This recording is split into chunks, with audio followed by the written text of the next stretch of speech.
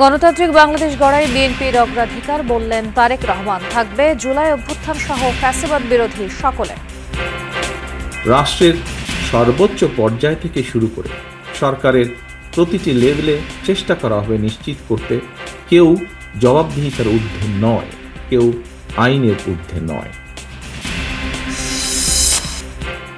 কপ সম্মেলন শেষে দেশে ফিরলেন ডক্টর ইউনূস। শাহজালাল আন্তর্জাতিক বিমানবন্দরে প্রবাসীদের জন্য বহির্গমন লাউঞ্জ উদ্বোধন।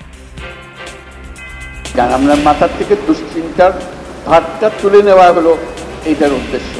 সেই যাত্রা শুরু হলো। আজকে আমরা খুবই আনন্দিত এবং যারা যারা এই কাজের সঙ্গে সংশ্লিষ্ট ছিলেন তারা সবাই অত্যন্ত আন্তরিকভাবে কাজ করেছেন।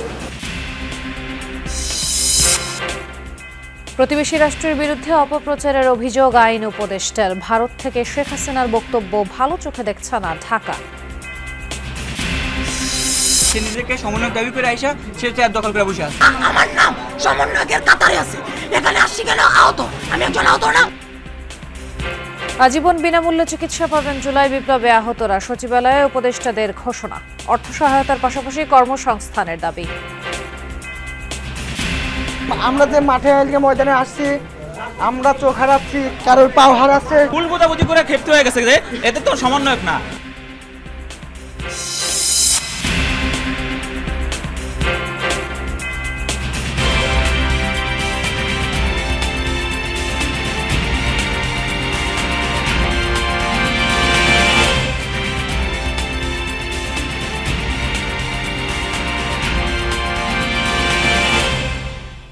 আমন্ত্রণ যমুনা নিউজে আপনাদের সঙ্গে আছি আমি খান তাজনিনা হাসান। এতক্ষণ শিরোনাম দেখছিলেন। ফ্যাসিবাদ বা স্বৈরাচারের বিলুপ্তি চায় বিএনপি। সরকার গঠন করলে ৩১ দফার আলোকে জনগণের ক্ষমতায়ন ও অংশীদারিত্বের রাজনীতি নিশ্চিত করবে দলটি। গুলশানের একটি হোটেলে আয়োজিত সেমিনারে ভার্চুয়ালি যোগ দিয়ে ভারপ্রাপ্ত চেয়ারম্যান তারেক রহমান এসব কথা বলেন। জানান, এখনকার আলোচিত সংস্কার প্রস্তাবনার সবই বিএনপির পূর্ব ঘোষিত ৩১ দফা সংস্কারে রয়েছে। জুলাই অভ্যুত্থান সহ বিগত দিনের ফ্যাসিবাদ বিরোধী সকলকে নিয়ে গণতান্ত্রিক বাংলাদেশ গড়াই বিএনপির অগ্রাধিকার বলে জানান তারেক রহমান। বিএনপির প্রতিষ্ঠাতা জিয়াউর রহমানের ১৯ দফা কর্মসূচি, চেয়ারপারসন খালেদা জিয়ার ভিশন 2030-র আলোকে ২০২২ ডিসেম্বরে বিএনপির ভারপ্রাপ্ত চেয়ারম্যান তারেক রহমান ঘোষণা করেন ২৭ দফার রূপরেখা। পরবর্তীতে সংযোজন বিয়োজন শেষে আওয়ামী সরকারের পতনের আগে গেল বছরের ১৩ জুলাই বিএনপি ঘোষণা করে রাষ্ট্র মেরামতের ৩১ দফার রূপরেখা। গুলশানের একটি হোটেলে পরিবর্তিত পরিস্থিতিতে ৩১ দফার রাষ্ট্র সংস্কার প্রস্তাবনা ও নাগরিক ভাবনা শীর্ষক সেমিনারে আয়োজন করে বিএনপি। আমরা ২ বছর আগে যে আমাদের রাষ্ট্র সংস্কার যে প্রস্তাবগুলো জাতির সামনে উপস্থাপন করেছিলাম, সেটা আবার আমরা নতুন করে উপস্থাপন করতে চাই। সম্মিলিত, এটা শুধু বিএনপির দফা নয়, এগুলো আমরা সমস্ত রাজনৈতিক দলগুলো যারা আমরা যুগপৎ আন্দোলন করছিলাম, সেই যুগপৎ আন্দোলন দলগুলো একমত হয়েই আমরা আমাদের ৩১ দফা প্রণয়ন করেছিলাম। সংস্কৃত রাষ্ট্র ব্যবস্থাকে যদি মেরামত করতে হয়, জাতীয় ঐক্য লাগবে এবং জাতীয় ঐক্যের ভিত্তিতেই যখন যেটা প্রয়োজন সেই সংস্কারের মধ্য দিয়ে আমরা বাংলাদেশকে আগামী দিনে একটি আধুনিক বাংলাদেশ, কল্যাণের বাংলাদেশ হিসেবে আমরা গড়ে তুলব। সেমিনারের প্রধান অতিথি বিএনপির ভারপ্রাপ্ত চেয়ারম্যান তারেক রহমান বক্তব্যে তুলে ধরেন দলের সংস্কার ভাবনা। বর্তমানে দেশে আলোচিত প্রায় সব সংস্কার প্রস্তাবই আমাদের এই ৩১ দফায় অন্তর্ভুক্ত রয়েছে। তবে আমি সংস্কারের উদ্দেশ্যে বলতে সেটিই বুঝি যে সংস্কারের মাধ্যমে সংবিধানের কয়েকটি বাক্যের পরিবর্তন নয় শুধুমাত্র, বরং মানুষের ভাগ্যের পরিবর্তন হবে। তারেক রহমান বলেন, ৩১ দফার আলোকে জনগণের ক্ষমতায়ন ও অংশীদারিত্বের রাজনীতি প্রতিষ্ঠিত হবে। আওয়ামী লীগের মতো পরিবারতন্ত্র ও অলিগার্কি থাকবে না। আগামীর বাংলাদেশে আর কোনো ব্যক্তি, এমনকি প্রধানমন্ত্রীও স্বৈরাচারী হয়ে ক্ষমতার অপব্যবহার যেন করতে না পারে বা পারবে না। রাষ্ট্রের সর্বোচ্চ পর্যায় থেকে শুরু করে সরকারের প্রতিটি লেভেলে চেষ্টা করা হবে নিশ্চিত করতে কেউ জবাবদিহিতার ঊর্ধ্বে নয়, কেউ আইনের ঊর্ধ্বে নয়। ফ্যাসিবাদ বিরোধী সকলে আত্মত্যাগের যথাযথ স্বীকৃতি দিয়ে ভোটাধিকার ফিরিয়ে এনে সত্যিকার গণতান্ত্রিক বাংলাদেশ প্রতিষ্ঠা সমন্বিত অগ্রাধিকার বলেও জানান তারেক রহমান। বাংলাদেশে স্বৈরাচারী ব্যবস্থা যেন আর পুনরাবৃত্তি না ঘটে সেটি নিশ্চিত করতে বিএনপি সংবিধানে এমন ব্যবস্থা রাখতে চায় যাতে কেউ পরপর দুবারের বেশি প্রধানমন্ত্রী হতে না পারে। আমরা আইন, বিচার ও নির্বাহী বিভাগের মধ্যে ক্ষমতার ভারসাম্য রাখতে চাই। একটি সত্যিকার গণতান্ত্রিক বাংলাদেশ প্রতিষ্ঠা করাই আমাদের সমন্বিত অগ্রাধিকার। 5 আগস্টের পর বিএনপি প্রতিহিংসার রাজনীতিতে না জড়িয়ে সহিংসতাকে প্রতিহত করেছে বলে জানান তারেক রহমান। বলেন, বিশাল দলের কয়েকজন নেতাকর্মীর বিরুদ্ধে ওঠা যে কোনো অভিযোগের বিষয়ে দ্রুত সাংগঠনিক ব্যবস্থা নিয়েছে বিএনপি। আওয়ামী লীগের কোন নেতার কোনো অনুতাপ, অনুশোচনা বা আত্মসমালোচনার নজির নেই।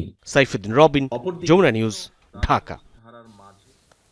প্রবাসী ও তাদের পরিবারের জন্য বিমানবন্দরে চালু হলো বিশেষ লাউঞ্জ। প্রবাসীদের জন্য বিশেষ এ পরিষেবা উদ্বোধন করে অন্তর্বর্তী সরকারের প্রধান উপদেষ্টা ডক্টর মোহাম্মদ ইউনূস বলেন, বিদেশ যাওয়া আসায় প্রবাসীদের আর কোনো চিন্তা করতে হবে না। আজারবাইজানে জলবায়ু সম্মেলনের 4 দিনের সফর শেষে দেশে ফিরেই শাহজালাল বিমানবন্দরে প্রবাসীদের জন্য বহুল কাঙ্ক্ষিত এই পরিষেবার উদ্বোধন করেন প্রধান উপদেষ্টা। জুলাই বিপ্লব নিয়ে বিভিন্ন চিত্রকর্ম শোভা পাচ্ছে প্রবাসীদের কথা মাথায় রেখে নির্মিত এয়ারপোর্টের বহির্গমন লাউঞ্জে।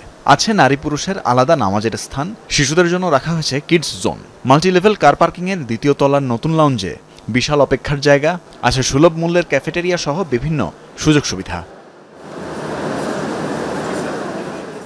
আজারবাইজানে জলবায়ু সম্মেলনে 4 দিনের সফর শেষে বৃহস্পতিবার রাত 8:15টায় দেশে ফিরেই শাহজালাল বিমানবন্দরে প্রবাসীদের জন্য বহুল আকাঙ্ক্ষিত এ পরিষেবার উদ্বোধন করেন প্রধান উপদেষ্টা ডক্টর মোহাম্মদ ইউনূস।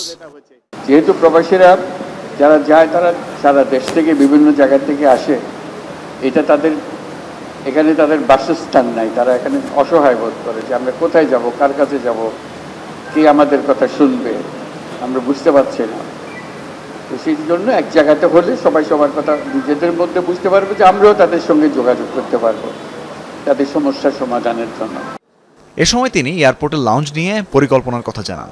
বলেন, বহির্গমন লাউঞ্জ উদ্বোধন হওয়ায় প্রবাসীদের আর চিন্তা করতে হবে না, তাদের আরামদায়ক যাত্রার ব্যবস্থা করাই সরকারের লক্ষ্য।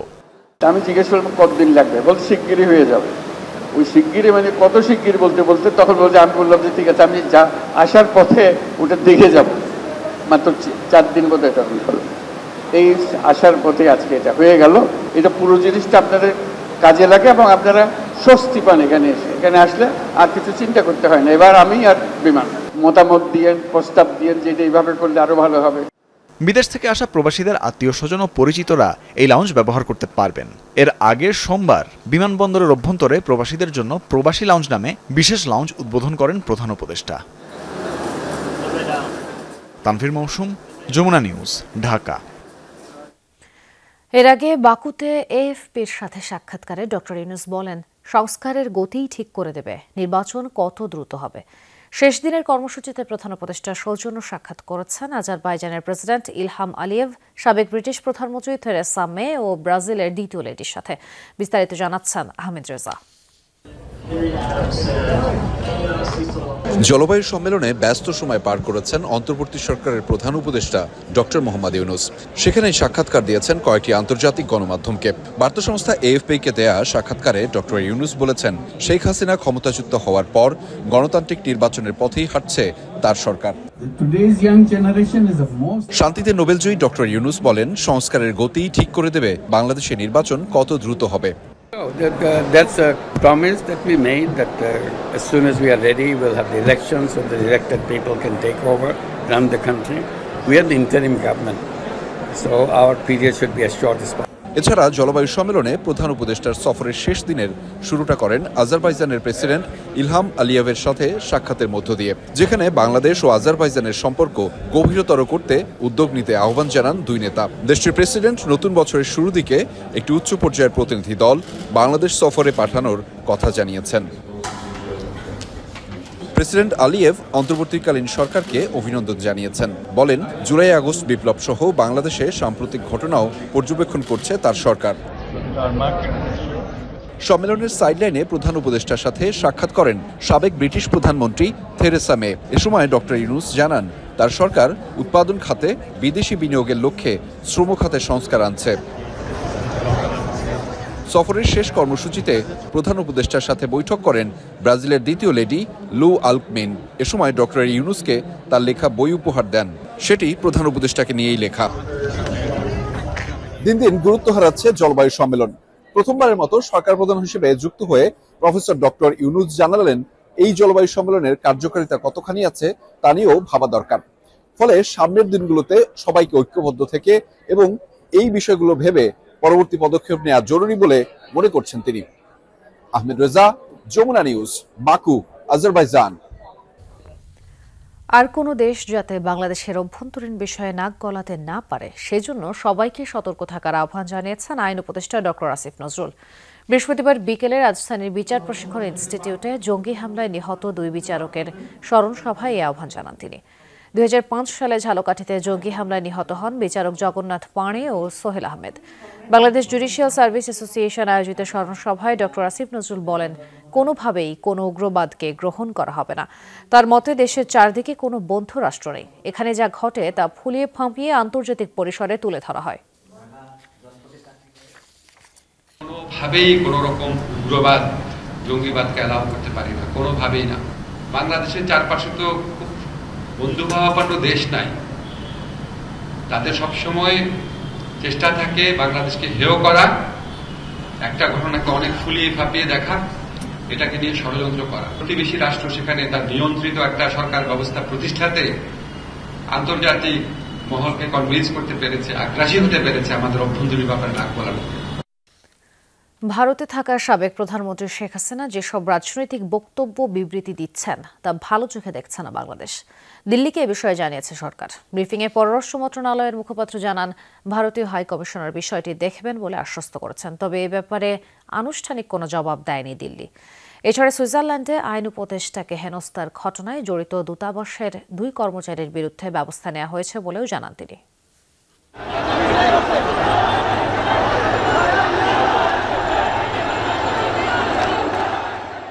ছাত্র জনতার অভ্যুত্থানে 5 আগস্ট দেশ ছাড়েন সাবেক প্রধানমন্ত্রী শেখ হাসিনা, আশ্রয় নেন ভারতে। তারপর থেকে কদিন পর পর কয়েকটি অডিও ক্লিপ ভাসতে থাকে সামাজিক মাধ্যমে। চাউর হয় আত্মগোপনে থাকা নেতাকর্মীর সঙ্গে আলাপে উস্কানি দিচ্ছেন শেখ হাসিনা। সবশেষ 10 নভেম্বর নূর হোসেন দিবসে কর্মীদের 0 পয়েন্টে অবস্থানের নির্দেশ দিয়েছেন বলেও প্রচার করা হয়, যার জের ধরে বিভিন্ন মারামারির ঘটনাও ঘটে। পালিয়ে যাওয়ার পর শেখ হাসিনার কর্মকাণ্ডে অসন্তুষ্ট অন্তর্বর্তী সরকার। আগেও এ নিয়ে সতর্ক করে আহ্বান জানানো হয় ভারত সরকারকে, কিন্তু তা কাজে দেয়নি। পাশের দেশে অবস্থান করে এমন কথাবার্তা বা নির্দেশনার পরিপ্রেক্ষিতে কি করেছে পররাষ্ট্র মন্ত্রণালয়? ব্রিফিংয়ে মন্ত্রণালয়ের মুখপাত্র জানালেন, একাধিকবার অসন্তোষ প্রকাশ করা হলেও সদুত্তর মেলেনি দিল্লির তরফ থেকে। তারা চান শেখ হাসিনা যেন ভারতে বসে বক্তৃতা বিবৃতি দিতে না পারেন। বাংলাদেশে নিযুক্ত ভারতীয় হাই কমিশনারের কাছে বিষয়টি উত্থাপন করেছে, তিনি বলছেন তিনি তার সরকারের কাছে এটি পেশ করবেন। আমরা আসলে সত্যিকার অর্থে অফিসিয়ালি কোনো রেসপন্স পাইনি। ভারতে বাংলাদেশিদের ভিসাও মিলছে না সহজে, বিশেষ করে তৃতীয় দেশের ভিসা পেতে যাদের দিল্লিতে যেতে হয় তাদের জন্য এখন বিকল্প বের করছে মন্ত্রণালয়। রোমানিয়া এবং বুলগেরিয়ান যেসব বাংলাদেশি শিক্ষার্থীরা যারা আগে দিল্লি থেকে ভিসা নিত সেটা যেতে পারছে না, তাদেরকে কিন্তু যে হ্যানয়, পাকিস্তান, উজবেকিস্তান এরকম 3-4টা জায়গা থেকে কিন্তু ভিসা নেওয়ার ব্যাপারে আমরা উদ্যোগ নিয়েছি এবং সেভাবে কিন্তু তারা ভিসা নিয়ে যেতে পারছেন।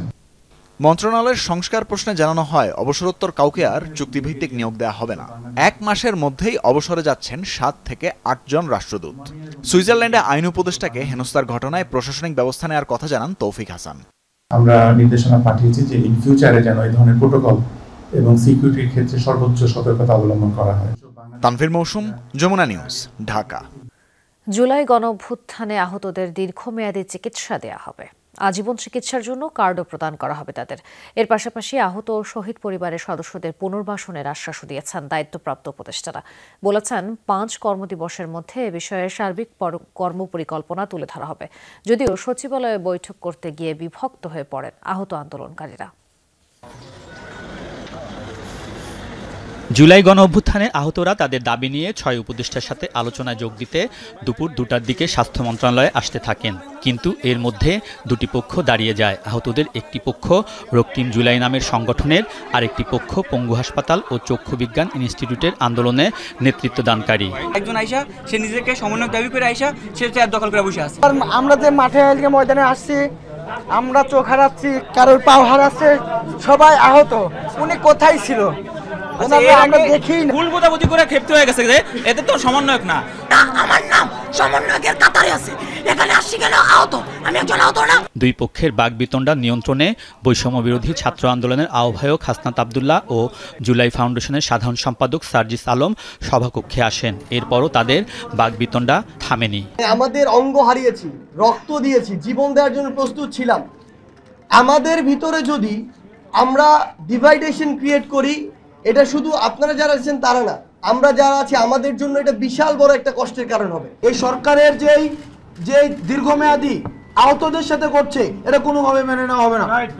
এটা এক ধরনের হঠকারী ঝামেলা। তো এটা একটা পর্যায়ে গিয়ে শেষ হয়েছে এবং একটা আমরা সেটেলমেন্টে আসছি, তাই না? এরপরেই তো মিটিং। এখন আবার যদি পিছনে ফিরে যায় তাহলে ভাই আমাকে মাফ করেন, আমি চলে যেতে হবে।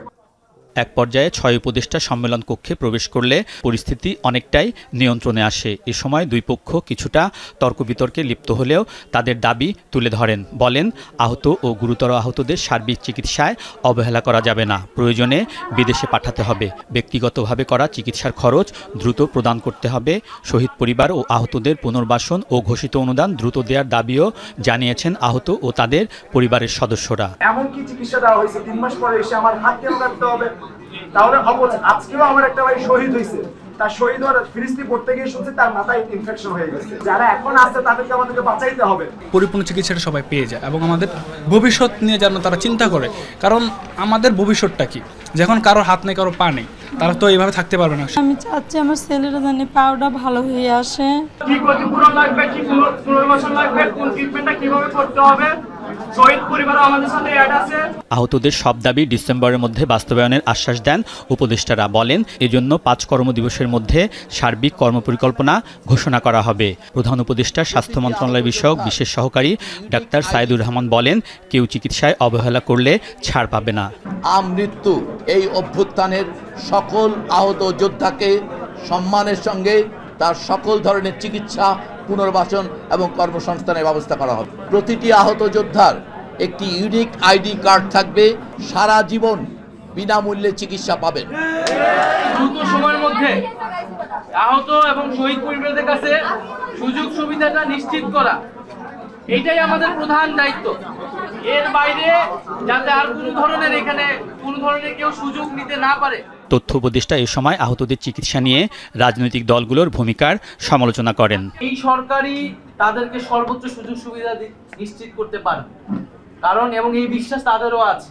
তারা সেই জিনিসটাই আমাদের কাছ থেকে বারবার চাচ্ছে, কিন্তু যখন নির্বাচন বলে বারবার রাজনৈতিক আলাপ আনা হয়, এটা সকলের ভিতরে এক ধরনের অনাস্থা তৈরি করতেছে যে আমাদের এখনো আহতরা বেডে পড়ে আছে, এখনো শহীদ পরিবাররা হচ্ছে তাদের আজকে পর্যন্ত শহীদ হচ্ছে।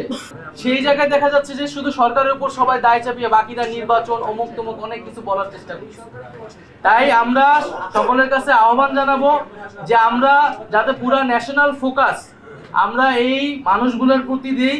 উপদেষ্টারা দাবি বাস্তবায়নের আগ পর্যন্ত আহতদের ধৈর্য ধরার আহ্বান জানিয়ে বৈঠক শেষ করেন। আপনারা প্রত্যেকটা হসপিটাল থেকে শুধু আপনাদের স্বাস্থ্যগত চিকিৎসাগত সমস্যা নিয়ে কথা বলতে একজন করে প্রতিনিধি দিবেন। স্বাস্থ্য মন্ত্রণালয়ের তথ্য অনুযায়ী জুলাই অভ্যুত্থানে আহত হয়েছেন 19,931 জন আর নিহত 873 জন। আলমগীর স্বপন, যমুনা নিউজ, ঢাকা। চিকিৎসা চলছে ধীর গতিতে, পুনর্বাসনেও নেই দৃশ্যমান কোনো উদ্যোগ। মাসের পর মাস ধরে হাসপাতালের বিছানায় একরকম অসহ্য দিন কাটছে বৈষম্য বিরোধী ছাত্র আন্দোলনে আহতদের। বুধবার স্বাস্থ্য উপদেষ্টার গাড়ি অবরোধ ছিল এসব পুঞ্জীভূত ক্ষোভের বহিঃপ্রকাশ। পঙ্গু হাসপাতালে ভর্তি আহতদের কথা শোনাচ্ছেন সহকর্মী তাজনুর ইসলাম, ছবি তুলেছেন মাহমুদুর রহমান জয়। ২৬ বছরের টকবগে তরুণ মাদারীপুরের কালকিনিতে জুলাই আন্দোলনে ছিলেন একেবারে সামনের সারিতে। বিস্ফোরণে ক্ষতবিক্ষত হাত নিয়ে পঙ্গু হাসপাতালে কাটছে 3 মাস। যদি আল্লাহ সুস্থ করে, আল্লাহ যদি হাত দিয়ে খাইতে দেয়, এছাড়া কোনো উপায় নেই। 3 মাসের বেশি হয়ে গেছে, এখন যদি ডাক্তাররা কিছুই বলে না যে কবে ছুটি দিবে বা কবে বাসায় যাবো, কি করবো, পড়ে রয়েছি, কিচ্ছু করার নেই। হাসপাতালে ভর্তি আহত প্রত্যেকের কষ্টটা এক, গল্পগুলো আলাদা, ভবিষ্যৎ নিয়ে শঙ্কা সবার। তো 2 দিন আগে মাত্র অপারেশন হয়েছে, যে অপারেশনটা গত 3.5 মাস 4 মাসের মধ্যে বাংলাদেশের কোনো ডক্টর করতে পারে নাই। কোনো ডক্টর করতে পারে নাই, যেটা ইউকে থেকে একটা টিম আসছে, তারা সাহস করছে। তারা যে এই যে পাওয়ার পাইয়েছে, এই পাওয়ারটা পাইয়েছে কাকার কারণে, আমাদের জন্য তো পাইয়েছে। আমাদের এই রক্তের বিনিময়ে তো রক্ত তারা কটক দিয়েছে। আমার 10 ব্যাগ রক্ত খালি অপারেশন থিয়েটারতে দিতেছে 10 ব্যাগ রক্ত। মাসের পর মাস ধরে তারা পড়ে আছেন হাসপাতালের বিছানায়। রাষ্ট্রের পক্ষে কেউ দেখতে গেলে পরের কয়েকদিন কিছুটা সমাদর জোটে চিকিৎসায়। বুধবারও এমনটাই হওয়ার কথা ছিল, কিন্তু স্বাস্থ্য উপদেষ্টা পরিদর্শনে গিয়ে সবার খোঁজ নেননি।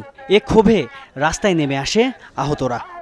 ভালো একটা চিকিৎসা পাওয়ার আশায়, ভালোভাবে একটু থাকার আশায় যদি আমাদেরকে আবার আন্দোলন করতে হয়, আমাদেরকে দেখার মতো যদি সময় তাদের হাতে না থাকে, কথা বলার মতো সময় না থাকে, তাহলে তো আসলে এটা খুবই দুঃখজনক। আমরা যদি রাস্তায় না নামতাম তাহলে আর কোনো উপদেষ্টা আসতো না। কালকে রাত 4টার দিকে উপদেষ্টা এসে আমাদের সাথে দেখা করতো না।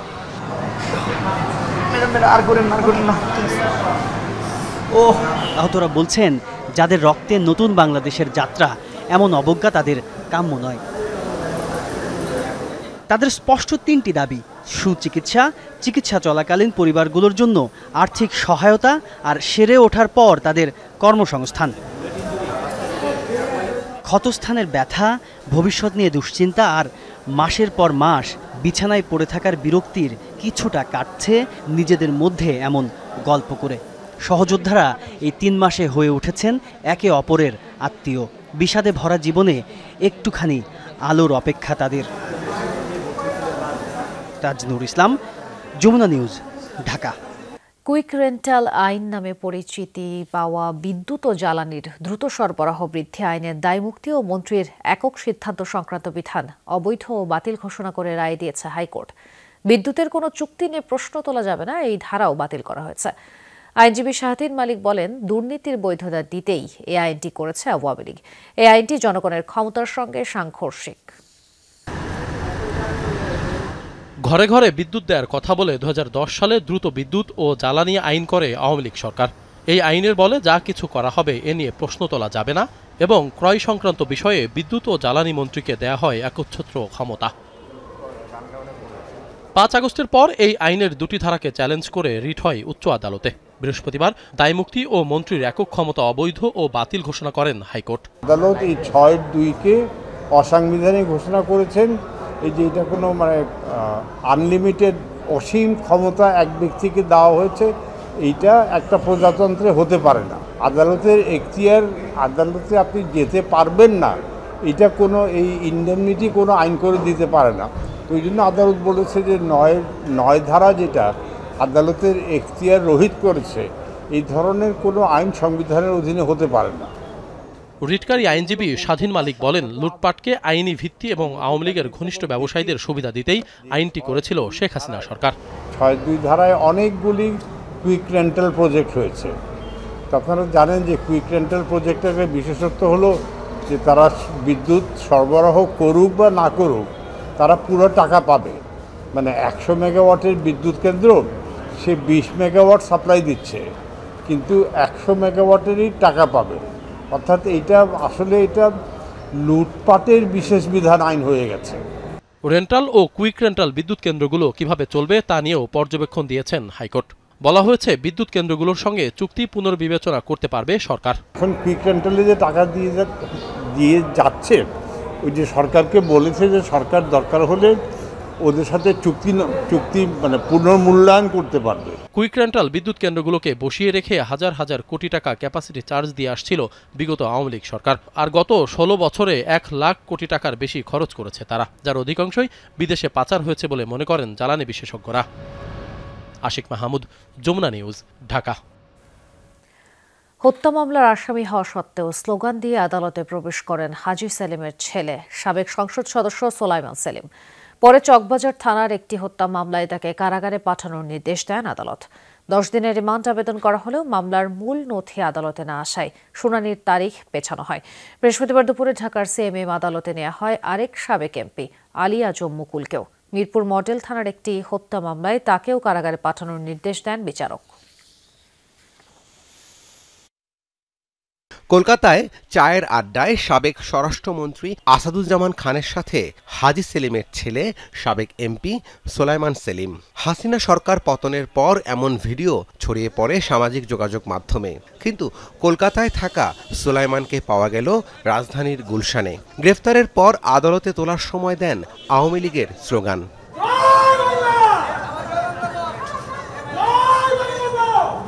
বৃহস্পতিবার দুপুরে ঢাকার সিএমএম আদালতে সোলাইমান সেলিমকে তোলা হলে 10 দিনের রিমান্ড চান তদন্তকারী কর্মকর্তা। চকবাজার থানার রাকিব হত্যা মামলায় এই আবেদন করা হয়, কিন্তু মামলার মূল নথি আদালতে না আসায় রিমান্ড শুনানির তারিখ পেছানো হয়। যেহেতু তার বিরুদ্ধে কোনো অভিযোগ নাই, সে কারণে তার এই যে রিমান্ডের বিষয়টা, সেই রিমান্ডের কোনো যুক্তি কোনো কারণ নাই। অবৈধভাবে এমপি হিসাবে নিজেকে ঘোষণা করেছেন সোলাইমান সেলিম। তাকে চকবাজার থানার একটি হত্যা মামলায় আজকে বিজ্ঞ আদালতে উপস্থাপিত করা হয় এবং 10 দিনের রিমান্ড প্রার্থনা করা হয়।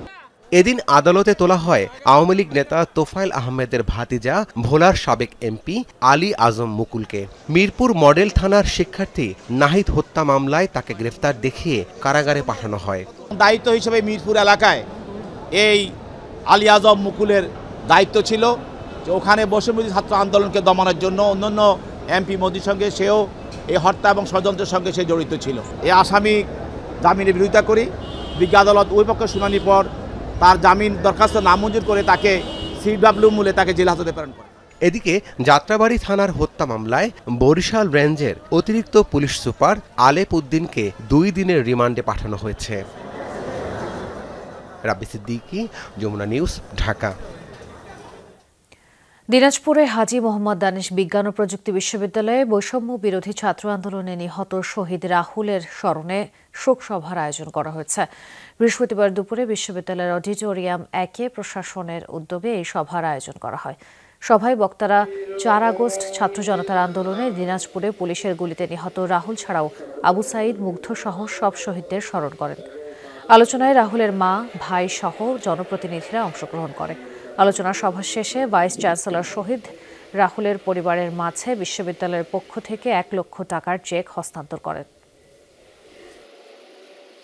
সে মিছিলে গেছে শুধুমাত্র আন্দোলনকারীদের আন্দোলনটার প্রতি তার যে একটা একাগ্রতা, তার যে বিশ্বাস যে এখানে অন্যায় হচ্ছে, অবিচার হচ্ছে, এটা চলতে পারে না। এইভাবে পুলিশ গুলি করে আমাদের তরুণ সমাজকে, শিক্ষিত যুব সমাজকে মারতে পারে না। এই স্পিরিটে সে তার জীবনটা দিয়ে দিচ্ছে। নরসিংদীতে ফেসবুকে স্ট্যাটাস দিয়ে চট্টগ্রামগামী তুমনা এক্সপ্রেস ট্রেনের নিচে ঝাঁপ দিয়ে আত্মহত্যা করেছে এক যুবক। গতকাল রাত 12:30টার দিকে সদর উপজেলার পুরানপাড়া এলাকার রেল লাইনে এ ঘটনা ঘটে। পুলিশ জানায়, গতকাল ঢাকা থেকে শ্বশুর বাড়িতে আসেন নিহত মোহাম্মদ সাহিদুর রহমান। স্ত্রী স্থায়ীভাবে তার নিজের বাপের বাড়িতে থাকা নিয়ে তাদের মধ্যে দীর্ঘদিন ধরে কলহ চলে আসছিল। এরই জের ধরে বাড়ি থেকে বের হয়ে ফেসবুকে স্ট্যাটাস দিয়ে পুরানপাড়া এলাকায় ট্রেনের নিচে পড়ে আত্মহত্যা করে সাইদুর। পরে পুলিশ বৃহস্পতিবার সকালে 11টায় তার মরদেহ উদ্ধার করে। ময়নাতদন্তের প্রতিবেদন পেলে পরিবারের অভিযোগের ভিত্তিতে আইনগত পদক্ষেপ নেওয়া হবে বলেও জানায় পুলিশ। রোববার থেকে আমন ধান সংগ্রহ শুরু হবে বলে জানিয়েছেন খাদ্য উপদেষ্টা আলী ইমাম মজুমদার। গত বছরের তুলনায় 3 টাকা বেশি দামে ধান ও সিদ্ধ চাল কেনা হবে বলেও জানান তিনি। বৃহস্পতিবার দুপুরে খাদ্য অধিদপ্তরে এক ব্রিফিং উপদেষ্টা বলেন, দ্রব্যমূল্যের ঊর্ধ্বগতির কারণে ক্রেতা হিসেবে তিনিও চাপে আছেন, তবে এই পরিস্থিতি দ্রুতই কেটে যাবে বলে আশা প্রকাশ করেন তিনি। মজুদ পরিস্থিতি বিবেচনায় নিয়ে চলতি বছর আগে থেকেই সতর্ক অবস্থানে সরকার। 2024-25 অর্থ বছরের আমন মৌসুমে 3 লাখ মেট্রিক টন ধান, 5.5 লাখ টন সিদ্ধ চাল এবং 1 লাখ টন আতপ চাল সংগ্রহের লক্ষ্যমাত্রা নির্ধারণ করেছে অন্তর্বর্তী সরকার। নির্ধারিত ছিল হচ্ছে 44 টাকা, সেটা আমাদের এখন এবারে 47 টাকা। সংগ্রহ অভিযানের বিষয়ে পরিকল্পনা নির্ধারণ করতে দুপুরে খাদ্য অধিদপ্তরে বৈঠক করে মন্ত্রণালয় সংশ্লিষ্টরা। রবিবার থেকেই আমন ধান সংগ্রহ অভিযান শুরুর কথা জানান খাদ্য উপদেষ্টা। বলেন, গত বছর 30 টাকা থাকলেও চলতি বছর 33 টাকায় সংগ্রহ করা হবে ধান, আর 44 টাকার স্থানে 47 টাকায় কেনা হবে সিদ্ধ চাল। কেজি প্রতি 3 টাকা বাড়ানো হয়েছে, 3 টাকা বাড়ানো হয়েছে ধানে এবং চালেও বাড়ানো হয়েছে। তো সেক্ষেত্রে তো আমরা আশা করছি যে আমরা একটা রিজনেবল পরিমাণ ধান চাল সংগ্রহ করতে পারবো এই আমন মৌসুমে। অ্যাজ ওয়েল এজ আমরা আমদানি কার্যক্রম আমাদের সচল আছে, এটা আরও জোরদার হবে। এতে করতে যেটুকু আশঙ্কা করা হয়েছিল গত বন্যার পরে, আশা করছি আমরা আল্লাহর রহমতে সেটা মোকাবেলা করতে পারবো। আলী ইমাম মজুমদার বলেন, চালের বাজার নিয়ন্ত্রণে এরই মধ্যে আমদানি শুল্ক প্রত্যাহার করেছে সরকার। তার বক্তব্যে উঠে আসে দ্রব্যমূল্যের ঊর্ধ্বগতির বিষয়টি। নিজেই বাজার করি, চাপে আছি, তো আমরা আশা করছি যে আমন ফসলটা উঠলে দাম আর একটু কমবে। পাশাপাশি শীতকালীন সবজিটাও কিন্তু অকালীন বৃষ্টির জন্য মার খেয়েছে, সেটাও ওঠা শুরু করবে আশা করছি। প্লাস শীতকালীন মাছের সরবরাহটা বাজারে আমাদের যে আভ্যন্তরীণ যেগুলি আছে, বদ্ধ জলাশয় যেগুলি আছে, এগুলির থেকে মাছ সংগ্রহ বাড়ে। এতে করতে যে আমাদের ধরেন আপনার ওই মুরগির উপরে বা ডিমের উপর চাপটা কমবে। আমরা চেষ্টা করব যতটা সম্ভব আমরা আভ্যন্তরীণভাবে সংগ্রহ করতে পারবো। ভাস্কর ভাদুরী, যমুনা নিউজ, ঢাকা। শিল্প কারখানার অবৈধ সংযোগ বিচ্ছিন্ন করা হলেও কিছুদিন পর আবারও অবৈধভাবে পাইপ দিয়ে গ্যাস ব্যবহার করা হচ্ছে বলে অভিযোগ করেছে তিতাস গ্যাস কর্তৃপক্ষ। বৃহস্পতিবার দুপুরে ঢাকার কেরানীগঞ্জের খোলামোড়ায় জিআই মেটাল নামে একটি প্রতিষ্ঠানের অবৈধ গ্যাস ও বিদ্যুৎ সংযোগ বিচ্ছিন্ন করার পর এসব কথা বলেন অভিযানে অংশ নেওয়া সদস্যরা। এ সময় মালিক, ম্যানেজার ও শ্রমিকরা অভিযানের বিষয় টের পেয়ে পালিয়ে যায়। গেল কয়েক বছর পর অবৈধ গ্যাস সংযোগের মাধ্যমে প্রতিষ্ঠানটি চালু রেখেছে বলেও জানানো হয়। এর সাথে যারা দোষী আছেন তাদেরকে শাস্তির আওতায় নিয়ে আসবো। ইতিমধ্যে অবশ্য আমরা মালিক পক্ষের কাউকে পাইনি, তো আমরা যদি মালিক পক্ষের কাউকে না পাই সেক্ষেত্রে রেগুলার মামলা করব। জাহাঙ্গীরনগর বিশ্ববিদ্যালয় হয়ে গেল ৪৪ ব্যাচের শিক্ষা সমাপনী ও সাংস্কৃতিক অনুষ্ঠান। দিনটিকে ঘিরে উৎসব মুখর ছিল পুরো ক্যাম্পাস। এতে ব্যাচের ৬ অনুষদের ৩৬টি বিভাগের শিক্ষার্থীরা অংশ নেন। সন্ধ্যার পর ক্যাম্পাসের মুক্ত মঞ্চে জমে ওঠে মূল আনুষ্ঠানিকতা। শিক্ষার্থীদের অংশগ্রহণে অনুষ্ঠিত হয় বর্ণাঢ্য সাংস্কৃতিক সন্ধ্যা। নাচে গানে মাতিয়েছিল পুরো আয়োজন। আগামীকালও রয়েছে নানা আয়োজন। অনুষ্ঠানের মিডিয়া পার্টনার যমুনা টেলিভিশন।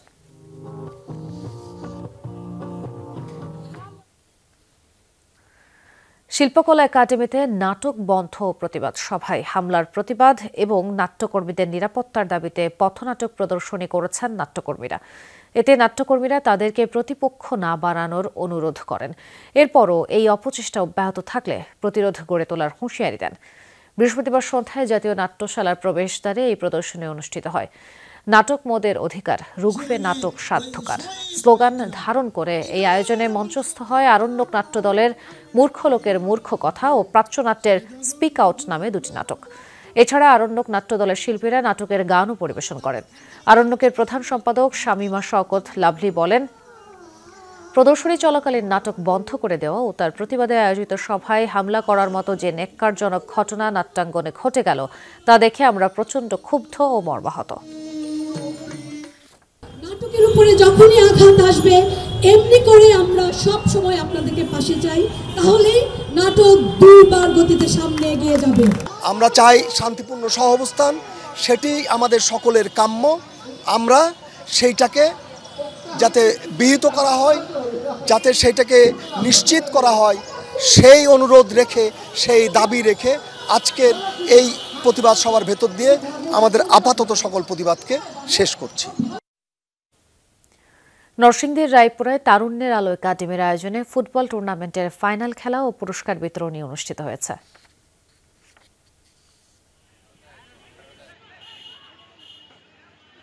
আমাদের মধ্যে আরো উপস্থিত হয়েছেন সিরাজনগর নয়াচরের প্রবীণ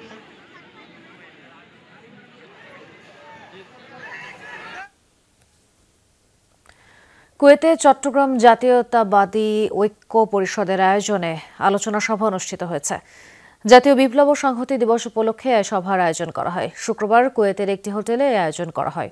মোহাম্মদ শাখাওয়াত হোসেন তসলিমের সভাপতিত্বে সভাটি যৌথভাবে পরিচালনা করেন কাজী আবু শাহেদ ও নুরুল আলসার। অনুষ্ঠানের প্রধান অতিথি ছিলেন মোহাম্মদ মাহফুজুর রহমান। বিশেষ অতিথি ছিলেন কাজী মোহাম্মদ ইউসুফ ও মোহাম্মদ ইলিয়াস চৌধুরী। এ সময় আরও বক্তব্য রাখেন সারোয়ার জাহান লিটন, আব্দুল মালিক মামুন, মোহাম্মদ আলী সহ আরও অনেকে। বিভিন্ন আলোচনা ও বক্তব্যের মাধ্যমে শেষ হয় অনুষ্ঠানটি।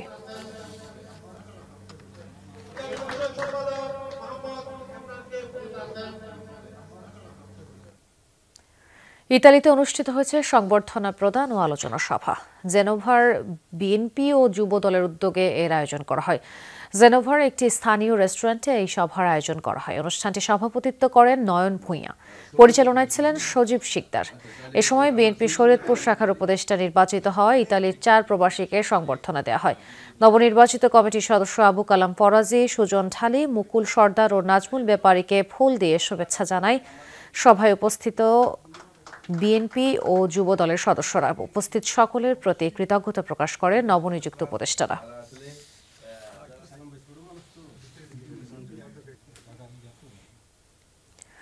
মালয়েশিয়ায় শিশু পর্নোগ্রাফি তৈরির অভিযোগে আটক প্রবাসী বাংলাদেশি জোবাইদুল আমিনের বিচার স্থগিত করেছে দেশটির আদালত।